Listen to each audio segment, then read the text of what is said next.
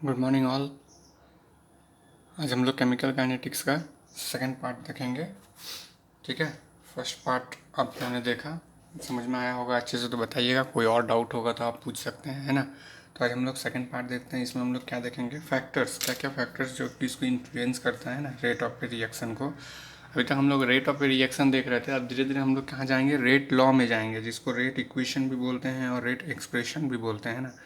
अभी हम लोग रेट ऑफ रिएक्शन देख रहे थे, जो पार्ट वन में हमने देखा, करेक्ट।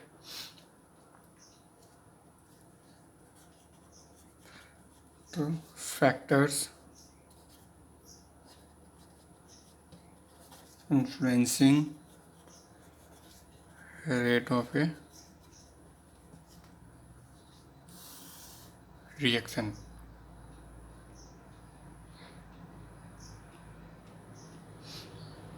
तो क्या क्या फैक्टर है जो कि इन्फ्लुएंस कर सकता है एक रिएक्शन को। सबसे पहले तो जो भी रेट ऑफ इक्वेशन आप कर रहे हैं, ये डिपेंड करता है आपके एक्सपेरिमेंटल कंडीशन पे, है ना।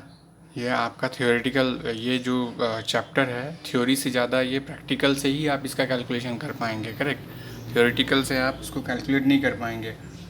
इसका जो भी एक्सपोनेंट है या जो भी इसका ऑर्डर ऑफ रिएक्शन है, मोलिकुलरिटी ऑफ रिएक्शन है ना, तो ज़्यादातर ये बेस्ड ऑन एक्सपेरिमेंट है। ये आपका मतलब थ्योरी से आप नहीं ये कर सकते हैं कि डायरेक्टली देख करके, बैलेंस इक्वेशन देख करके आपने बता दिया कि ऑर्डर ऑफ रिएक्शन इसका ये होगा, है ना। या एक्सपोनेंट में जो है आपका जो सामने में कोफिशिएंट दिख रहा है वो एक्सपोनेंट में जाएगा, ऐसा नहीं है, ठीक है।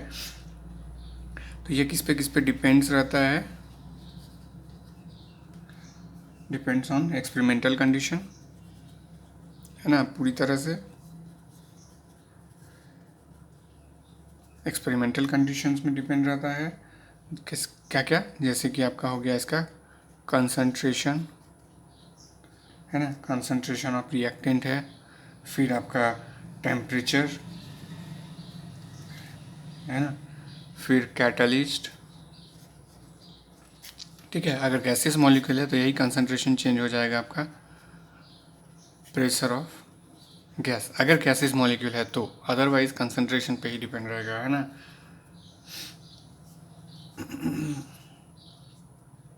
अब हम लोग जो है ज़्यादा फोकस करेंगे इस पार्ट पे, है ना, टेम्परेचर और कैटलिस्ट को। लेटर पार्ट में हम लोग देखेंगे इस केमिकल काइनेटिक्स का, क्योंकि मेन हम लोगों का जो है कंसंट्रेशन, जो कि आपको ख़त्म होते हुए दिखेगा, है ना, जब भी आप कोई एक्सपेरिमेंट करेंगे। टेम्परेचर को तो आप सेटअप करके रखेंगे, कैटलिस्ट को भी तो घटा बढ़ा सकते हैं, लेकिन कंसंट्रेशन क्या होगा, जैसे जैसे रिएक्शन पास होगा आपका कंसंट्रेशन क्या होगा, वो घटते जाएगा, करेक्ट। प्रोडक्ट जैसे जैसे बनेगा कंसंट्रेशन घटेगा। तो हम लोग सबसे पहले क्या देखेंगे, dependence of rate on concentration, है ना। तो यही जो डिपेंडेंस जो है आपका रेट ऑन कंसंट्रेशन में, जो डिपेंडेंस है इसका रेट का, इसी को हम लोग क्या कहते हैं, रेट लॉ, है ना। रेट लॉ और कुछ नहीं है, ये क्या है आपका, आप रिप्रेजेंटेशन रखते हैं रेट के साथ, जो है रेट ऑफ रिएक्शन का जो है इन टर्म्स ऑफ कंसंट्रेशन। जो रेट ऑफ रिएक्शन है उसको अगर आप इन टर्म्स ऑफ कंसंट्रेशन रखते हैं, रेट ऑफ रिएक्शन को अगर आप इन टर्म्स ऑफ कंसंट्रेशन लिखते हैं, तो यही आपका रेट लॉ है, करेक्ट। ये आपका रेट लॉ है ना, इन टर्म्स ऑफ कंसंट्रेशन अगर आप लिखते हैं तो। इसको रेट लॉ को और हम लोग क्या कह सकते हैं, इसको हम लोग कह सकते हैं रेट इक्वेशन, है ना। या फिर इसको कह सकते हैं रेट एक्सप्रेशन, है ना। तो रेट एक्सप्रेशन कहिए या रेट इक्वेशन कहिए या रेट लॉ कहिए, है ना, ये बिल्कुल अलग है आपका रेट ऑफ ए रिएक्शन से, है ना। रेट ऑफ ए रिएक्शन क्या है, आप सिंपल जो है आप क्या कहते हैं, टाइम के रिस्पेक्ट में उसको डिफ्रेंशिएट करते हैं ना, वो रेट ऑफ ए रिएक्शन है। लेकिन यहाँ रेट लॉ में क्या है, वही रेट ऑफ ए रिएक्शन को आप जो है आप कंसंट्रेशन के टर्म में जो लिखते हैं, वो रेट एक्सप्रेशन हो गया या रेट इक्वेशन या रेट लॉ, आपको ज़्यादा क्लियर हो जाएगा। आप रेट ऑफ ए रिएक्शन देख चुके हैं अभी तक, जो कि डिफरेंशियल फॉर्म में आप लिखते थे। अभी जो है जैसे rate of disappearance of reactant, rate of appearance of product, ये आपने देखा था। अभी रेट लॉ में आपको वो जा करके क्लियर हो जाएगा कि एक्चुअली में यहाँ क्या होता है, तो रेट ऑफ रिएक्शन किस में डिपेंड रहता है, कंसंट्रेशन ऑफ रिएक्टेंट में, है ना। सो कंसंट्रेशन ऑफ रिएक्टेंट में डिपेंड, एक रिएक्शन को लिखते हैं तब ज़्यादा आपको ईजी हो जाएगा समझने में। तो एक जनरल रिएक्शन हम लिखते हैं, फिर पार्टिकुलर एग्जांपल में जाएंगे, है ना। तो जनरल रिएक्शन क्या है आपका, plus B C plus D, ये है एक जनरल रिएक्शन। इसमें ये स्मॉल लेटर ये क्या है आपका, ये कोफिशिएंट है ना, मतलब ट्वाइस है, थ्राइस है, फिफ्थ टाइम है या फोर्थ टाइम है, वो बताता है, ये कोफिशिएंट है। ये आपका रिएक्टेंट हो गया, बी भी कोफिशिएंट हो गया, ये रिएक्टेंट हो गया, सी आपका कोफिशिएंट है, सी प्रोडक्ट हो गया, प्लस ये जो स्मॉल डी है ये कोफिशिएंट है, और जो कैपिटल डी है वो आपका प्रोडक्ट है। तो ये दोनों रिएक्टेंट मिलकर ये प्रोडक्ट बन रहा है। तो अब इसमें क्या है कि आप कैसे देखेंगे, इसका रेट एक्सप्रेशन कैसे निकालेंगे, है ना। तो लिखने की ज़रूरत नहीं है, ए बी जो है कोफिशिएंट है, सी डी भी कोफिशिएंट है ना। तो आप जो है रेट एक्सप्रेशन इसका कैसे लिखेंगे,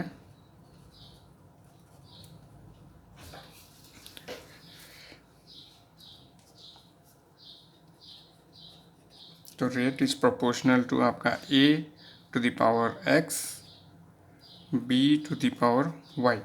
तो ये जो है आपका कंपोनेंट है ना,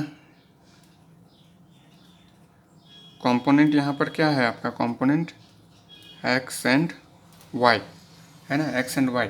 ये क्या है, मे और may not be equal to the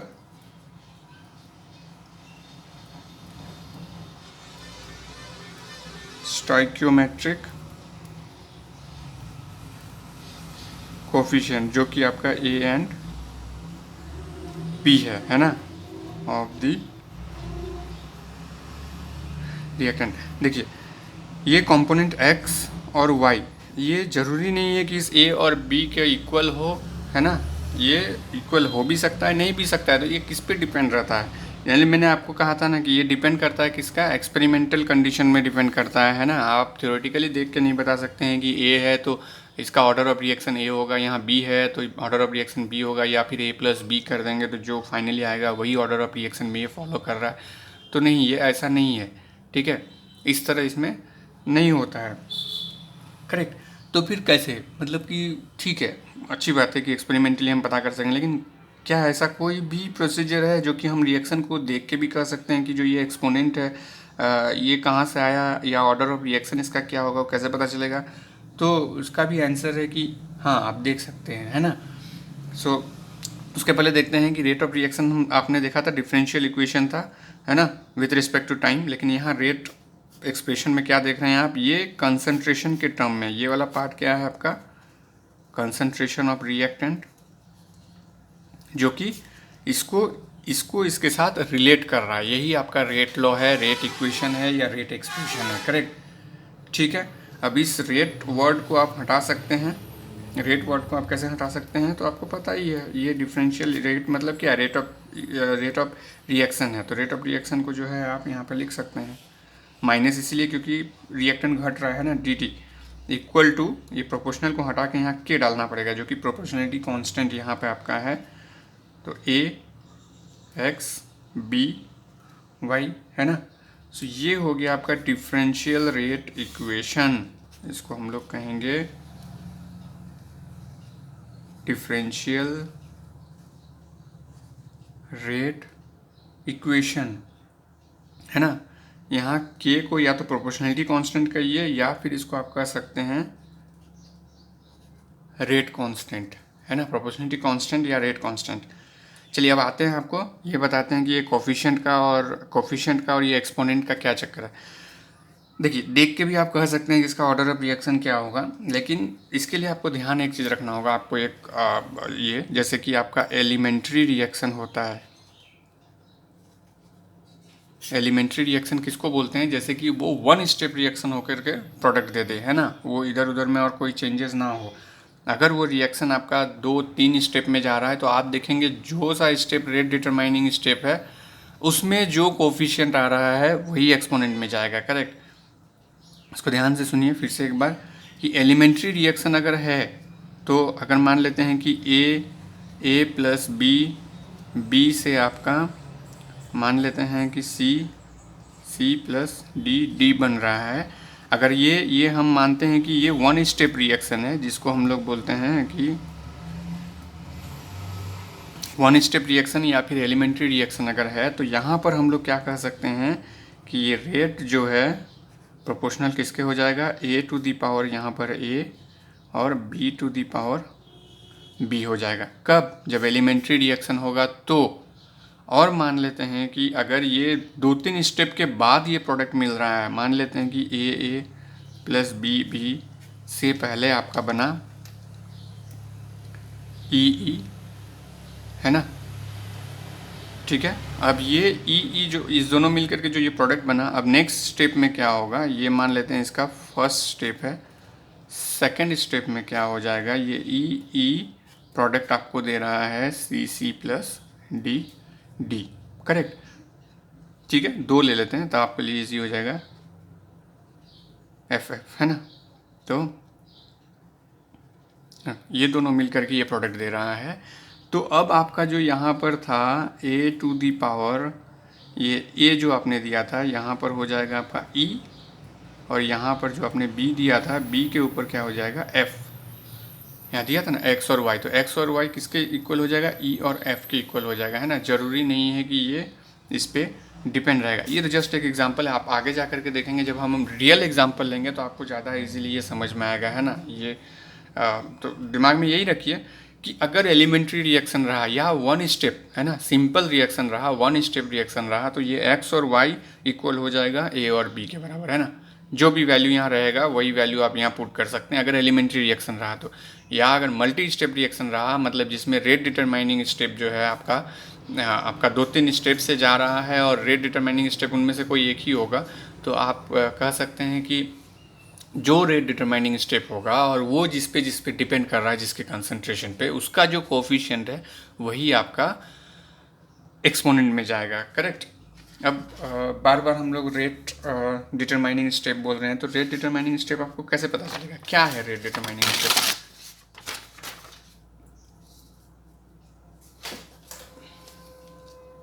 उसको आगे भी देखेंगे आप, लेकिन जब बात आगे यहाँ पर है, बार बार इसको रिपीट हो रहा है, तो इसको देख लेते हैं। रेट डिटरमाइनिंग स्टेप क्या होता है, जो सबसे स्लोएस्ट स्टेप उस पूरे प्रोसेस में है उसी को हम लोग रेट डिटरमाइनिंग स्टेप बोलते हैं ना, जो सबसे स्लोएस्ट प्रोसेस है उस रिएक्शन में, करेक्ट, ठीक है, सबसे स्लोएस्ट।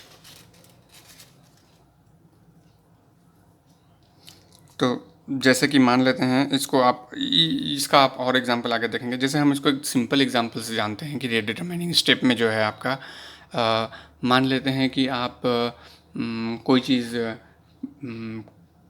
कंस्ट्रक्ट कर रहे हैं घर में। मान लेते हैं कि आप खिलौने या कुछ बना रहे हैं, है ना। खिलौना को आप ला करके असेंबलिंग वाला जो खिलौना आता है वो लाते हैं।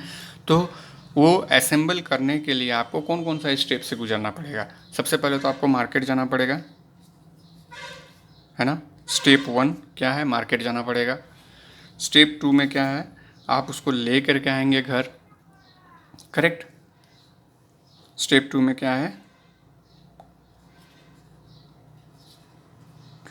एक बार मार्केट से ख़रीद लिया तो आपने उसको घर लेकर आया। स्टेप 3 में क्या है, आप उसको असेंबल करेंगे। तो इसका मतलब ये नहीं कि आपका टारगेट क्या था,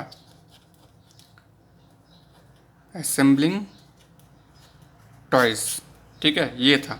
तो ज़रूरी नहीं है कि असेंबलिंग टॉयज़ ही आपका रेट डिटरमाइनिंग स्टेप होगा, है ना, क्योंकि ये असेंबल करने के पहले आपको मार्केट से वो लाना होगा, फिर उसको आपको घर लेके आना होगा, फिर असेंबल करना होगा। तो इस तीनों में आप देखिए सबसे ज़्यादा टाइम किस में लग रहा है, वही रेट डिटरमाइनिंग स्टेप होगा, करेक्ट। ज़रूरी नहीं है कि असेंबलिंग ही आपका होगा।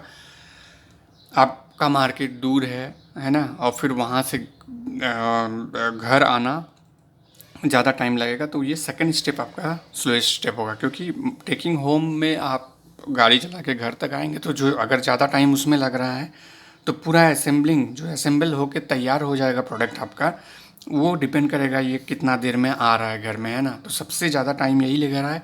तो रेट डिटरमाइनिंग स्टेप पे ही, ऐसा नहीं कि आपको एक बार मिल गया तुरंत 2 मिनट में बना करके दे दिए कि हाँ चलो खिलौना तैयार है तो मेरा जो है रेट ऑफ रिएक्शन 2 मिनट है। नहीं, आपका रॉ मटेरियल के अवेलेबिलिटी से लेकर के फाइनल प्रोडक्ट के बीच में जो रिएक्शन हो मतलब है, सब मिला करके रेट ऑफ रिएक्शन होता है, करेक्ट। तो अगर मान लेते हैं कि टेकिंग होम ज़्यादा टाइम नहीं लग रहा है, पास में ही दुकान है, लेकिन हो सकता है दुकान में बहुत ज़्यादा भीड़ हो, करेक्ट।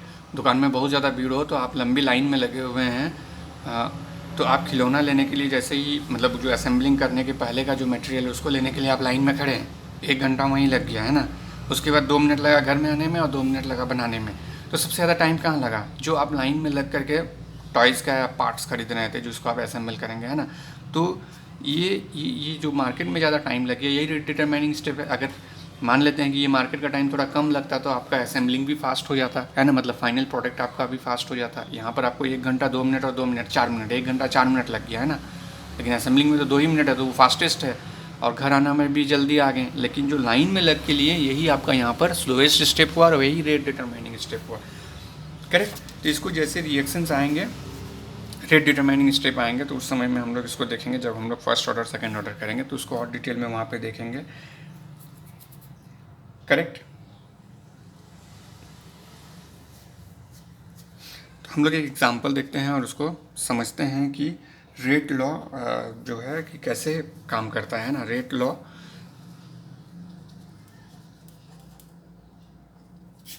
है ना, एक एग्जांपल देखते हैं। सिंपल एग्जांपल है, 2NO गैसेस फॉर्म में, O2 गैसेस फॉर्म में प्रोडक्ट बना रहा है 2NO2 गैसेस फॉर्म में, करेक्ट।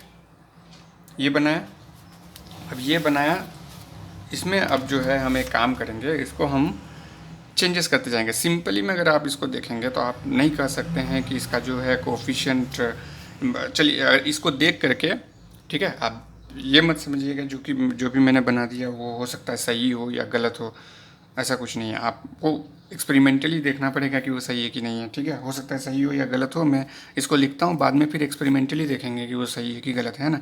तो सबसे पहले देखने के बाद हम लोग क्या करते हैं कि चलिए इसका रेट क्या होगा, कि NO है और यहाँ पर स्क्वायर होगा, यहाँ 2 है, कोफिशिएंट को ही बैठा देते हैं, करेक्ट। O2 है, यहाँ कुछ नहीं है तो 1 होगा, तो यही होना चाहिए, है ना। और इसका डिफरेंशियल फॉर्म भी आप अगर देखेंगे तो यहाँ पर -d/dt इक्वल टू ये होगा। तो इसको एक एक्सपेरिमेंट में डालते हैं। एक्सपेरिमेंट में डालने के लिए क्या करना होगा हमको, सबसे पहले हम 4 एक्सपेरिमेंट करेंगे। तो सबसे पहला एक्सपेरिमेंट में हम क्या करेंगे, एक काम करते हैं, पहला एक्सपेरिमेंट में हम ये NO लेते हैं,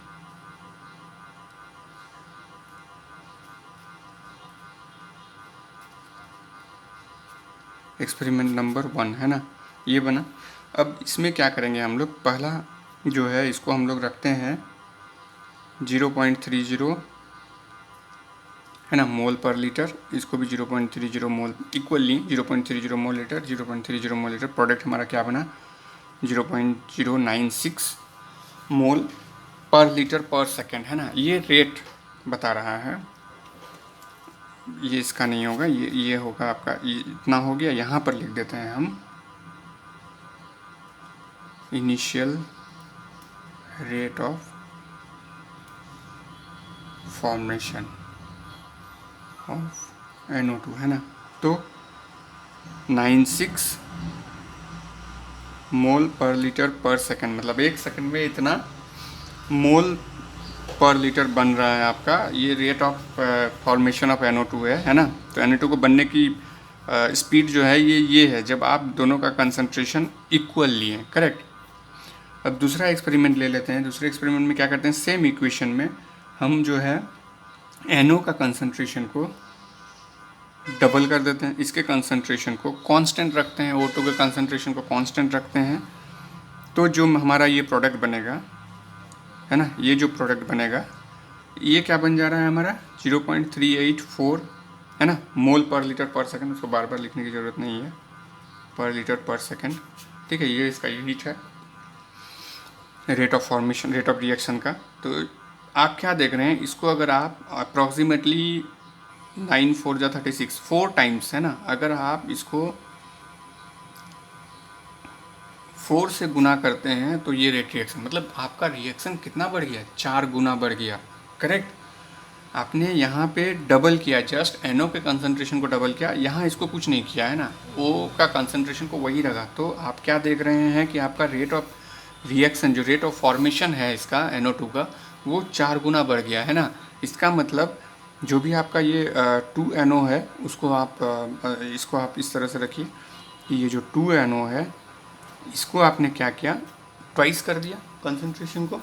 तो आप क्या देख रहे हैं, ये 2 इंटू 2 इक्वल टू 4। तो 4 टाइम्स जो है इसका प्रोडक्ट का कंसंट्रेशन, मतलब फॉर्मेशन, रेट ऑफ फॉर्मेशन जो है 4 टाइम्स बढ़ गया जब आप NO के कंसंट्रेशन को डबल किए। अब उसी तरह से जो है हम क्या करेंगे, इसको कांस्टेंट रखेंगे और इसको डबल कर देते हैं, O2 को डबल कर देते हैं। अब देखते हैं क्या हो जाएगा, यहाँ प्रोडक्ट क्या बनेगा, है ना। तो हम क्या देख रहे हैं, 0.192, मतलब 9 2 18, सो 19, सो ज़्यादा नहीं डिफरेंस आ रहा है, कितना,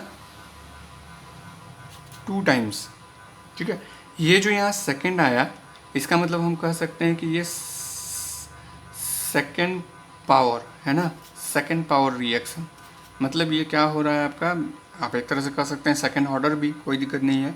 तो सेकंड पावर रिएक्शन मतलब यहाँ पर क्या हो रहा है, ये ऊपर में 2 बैठेगा, जो भी आप रिएक्शन रेट, मतलब इसका मतलब हमारा जो ये जो हम रिएक्शन रेट लिखे हैं उसमें जो ये पार्ट है, ये पार्ट हमने सही लिखा है, ऊपर में 2 ही बैठेगा, है ना।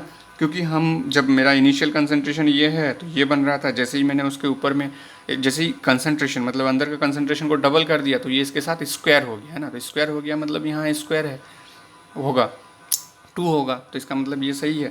अब तीसरे में क्या हो रहा है, ये सेकंड टाइम्स हो रहा है। तो हम यहाँ पे क्या देख रहे हैं कि O2 का जो हमारा कंसंट्रेशन है ना, इसको अगर हम डबल कर दें, ट्वाइस कर दें, तो ही हमारा ये ट्वाइस हो रहा है। इसका मतलब हम कह सकते हैं क्या कि यहाँ ऊपर में 1 ही है, तब ना 2 इंटू 1 इक्वल टू 2 होगा। लेकिन यहाँ इस केस में 2 इंटू 2 हो रहा था, है ना, 2 इंटू 2 हो रहा था, तब जाके 4 हुआ। तो 2 इंटू 1 मतलब यहाँ पे हम कह सकते हैं क्या कि ये फर्स्ट पावर रिएक्शन है। इसको आप दोबारा से देखेंगे, फिर नहीं समझ में आया तो आप हमसे पूछेंगे। यहाँ पर देखिए इसको डबल कर दिए, लेकिन ये 2 टाइम्स ही हुआ। इसका मतलब जो पावर में स्क्वायर नहीं है, 1 है, तो इसलिए यहाँ भी सही है, यहाँ कुछ नहीं है, मतलब 1 है। इसका मतलब हमारा जो ये रेट हमने इसको देखते हुए लिखा है, ये सही है। इसका मतलब ये रिएक्शन जो है, आप ये कर सकते हैं कि ये एलिमेंट्री रिएक्शन है, ये 1 स्टेप में पूरा होने वाला रिएक्शन है। करेक्ट। तो आप वाइस वर्सा कर सकते हैं। अगर एलिमेंट्री रिएक्शन आपके पास दिया हुआ है तो आप डायरेक्टली रेट इक्वेशन लिख सकते हैं, या फिर एक्सपेरिमेंटल वैल्यू, ये वैल्यूज़ दिया हुआ है, ये मैं कहीं से नहीं लिख रहा हूँ, ये वैल्यूज़ दिया हुआ है, उसको देख करके मैं लिख रहा हूँ ये वैल्यूज़, और वैल्यूज़ के आधार पर हम जो है इसको मल्टीप्लाई करके देख रहे हैं कि आपका पावर क्या होगा, मतलब कि रेट ऑफ इक्वेशन क्या होगा। तो रेट ऑफ इक्वेशन या रेट एक्सप्रेशन या रेट लॉ जो है वो इस तरह निकला। अब जब इस तरह निकला तो आप इसको मैच कराइए, यहाँ 2 है, यहाँ 2 है, यहाँ 1 आ रहा है तो यहाँ 1 आ रहा है। अगर ये ऐसा आ रहा है तो समझ जाइए कि एलिमेंट्री रिएक्शन है ना, 1 स्टेप रिएक्शन है। यहाँ पर रेट डिटर्मिनिंग स्टेप यही है। करेक्ट। ठीक है, ये एक सिंगल स्टेप में ख़त्म होने वाला रिएक्शन है। और 4th एक्सपेरिमेंट में आपने क्या किया, इसको भी डबल कर दिया, इसको भी डबल कर दिया, तो आपका प्रोडक्ट कितना बन जा रहा है, 0.768, मतलब करीब करीब 8 टाइम्स। 8 टाइम्स होगा ही, क्योंकि यहाँ पर 2NO है ना, 2 टाइम्स, और यहाँ पर 2O2, दोनों को डबल किए ना तो 1 टाइम्स। तो ये क्या हो जाएगा आपका, 2 दूना 4 गुना 2, कितना हो गया, 8 टाइम्स, है ना। तो 8 टाइम्स आपका प्रोडक्ट बन रहा है यहाँ पे। इसका मतलब जो ये एक्सपेरिमेंट है, इससे हम टाइप ऑफ रिएक्शन निकाल सकते हैं, वेदर इट्स एलिमेंट्री, मतलब सिंगल स्टेप या मल्टीपल स्टेप, या फिर एलिमेंट्री रिएक्शन से हम जो है निकाल सकते हैं कि उसका कोफिशिएंट जो है उसके एक्सपोनेंट के बराबर होगा या नहीं होगा। करेक्ट। तो ये हमको इससे पता चला। अब एक चीज़ और है इसमें कि हम कुछ और एग्जांपल देते हैं, भले ये हमको उसमें काम आएगा कि नहीं आएगा। सॉरी, दूसरा एग्जांपल देख लेते हैं, जैसे CH3 एस्टर हाइड्रोलिसिस है ना, हर जगह में आप देखेंगे इसको।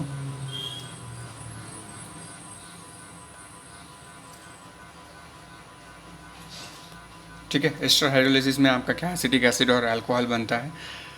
यहाँ पर देखिए क्या हो रहा है, रेट इक्वल टू के इंटू CH3, इसको आप दोबारा से पढ़ेंगे आगे में, है ना, ये पावर 1 और H2O ये पावर 0 हो जाएगा। ये टाइप है आपका सीडो फर्स्ट ऑर्डर रिएक्शन, है ना, pseudo first order reaction type में आ जाता है ये।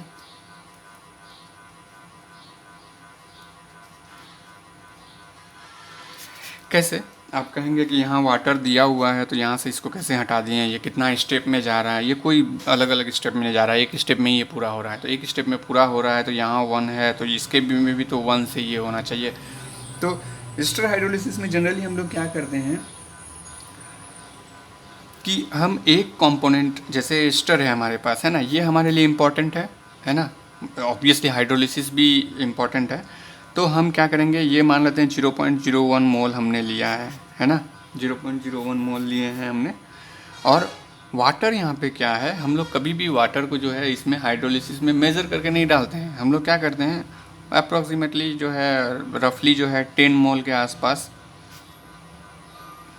10 मोल के आसपास जो है हम लोग वाटर डाल देते हैं, करेक्ट। मतलब कोई उसका लिमिट नहीं, 10 क्या 10, 25 जो भी हो, मतलब ज़्यादा फास्ट रिएक्शन करने के लिए हम लोग ज़्यादा से ज़्यादा वाटर डाल देते हैं। 1:1 डालेंगे तो रिएक्शन बहुत स्लो होगा, है ना। तो हम क्या करते हैं, 0.01 मोल है तो 10 मोल वाटर डाल दिए। अब 10 मोल वाटर है, मान लेते हैं कि रिएक्शन प्रोसीड हो गया, T इक्वल टू 0 में जो है ये 0.01 है और वाटर आपका जो है 10 मोल है। अब T इक्वल टू T में जब CH3 एसिटिक एसिड बनना शुरू हो जाएगा तो ये मान लेते हैं कि जब मान लेते हैं कि end of the T equal to T end, मतलब टाइम मतलब रिएक्शन कंप्लीट हो गया तो ये 0 मोल बचा, है ना, ये 0 मोल बचा। वाटर कितना बचेगा उस समय में, वाटर तो उतना ही लेगा ना जितना इसके लिए हो गया। तो आपका देखना है कि 0.01 मोल लिया है ना, तो रिमेनिंग आप देखेंगे अप्रॉक्सीमेटली 10 मोल ही बचा हुआ है। मतलब जो इस रिएक्टेंट का कंसंट्रेशन है ये चेंज नहीं हो रहा है फास्टली, है ना, तो फास्टली चेंज नहीं हो रहा है तो अप्रॉक्सीमेटली आपका 10 मोल ही है। जब ये इस रिएक्शन में चेंज हो ही नहीं रहा है तो इसका कंसंट्रेशन को दे के कोई फ़ायदा तो है नहीं, है ना, किस ऑर्डर से जाएगा ये, है ना। उसी कारण से जो है ये सीडो फर्स्ट ऑर्डर रिएक्शन में आता है, पूरा पूरी इस पे डिपेंड हो जाता है, इस पे डिपेंडेंट नहीं होता। तो इसीलिए मैं कह रहा हूँ बार बार कि जो भी एक्सपोनेंट्स है वो इक्वल नहीं होता है कोफिशिएंट का, है ना, ज़रूरी नहीं है, मे और मे नॉट भी इक्वल, है ना। तो आप जो है जो रेट लॉ है उसको आप प्रिडिक्ट नहीं कर सकते हैं थियोरेटिकली, उसको आप एक्सपेरिमेंटली डिटरमाइन कर सकते हैं। लेकिन अब एग्ज़ाम में है तो ट्रिक चाहिए थियोरेटिकली, वहाँ तो आप एक्सपेरिमेंट जाके करेंगे नहीं। उस केस में क्या करेगा, वो इस तरह से फ्रेम कर देगा आपके रिएक्शन को कि ये कितना लिया, ये कितना लिया और ये कितना प्रोडक्ट बन रहा है, सारा चीज़ दे देगा। और फिर अगर इसको डबल करेंगे, इसको कांस्टेंट रखेंगे तो ये वैल्यू आएगा, इसको कांस्टेंट रखेंगे, इसको डबल करेंगे तो ये वैल्यू आएगा, है ना, दोनों को डबल करेंगे तो ये आएगा। अब आप बताइए कि इसका रेट जो है, रेट ऑफ इक्वेशन क्या होगा उस समय में। ऐसे डायरेक्टली देख करके 2 नहीं बैठा देंगे, है ना, उस समय में आप डिसाइड करेंगे कि इसका रेट ऑफ इक्वेशन क्या होगा, वेदर जो कोफिशिएंट है वही आएगा या फिर नहीं आएगा। या फिर ये डेटा देने के बाद पूछेगा कि is that reaction is elementary और मल्टी स्टेप रिएक्शन, तो आप कहेंगे कि ये एलिमेंट्री रिएक्शन है based on this experimental data. तो आपको कुछ ना कुछ देगा, वहाँ तो आपको एक्सपेरिमेंट नहीं कराएगा ना, वो आपको एक्सपेरिमेंट डेटा दे देगा। और अगर आप लैब में है तो एक्सपेरिमेंट करके इसका रेट ऑफ फॉर्मेशन निकालेंगे और फिर उससे आप बैक कैलकुलेशन करके बता करेंगे कि आपका रेट ऑफ इक्वेशन क्या बनेगा, या रेट एक्सप्रेशन या रेट लॉ। आई होप आपको अच्छा लगा ये, आप इसको लाइक करेंगे अच्छा लगा तो, और सब्सक्राइब कीजिए और शेयर कीजिए आपके और भी दोस्तों को जो दूसरे कॉलेजेस में पढ़ते हैं। Thank you. और कोई डाउट रहे तो आप हमसे पूछ सकते हैं। Thank you very much.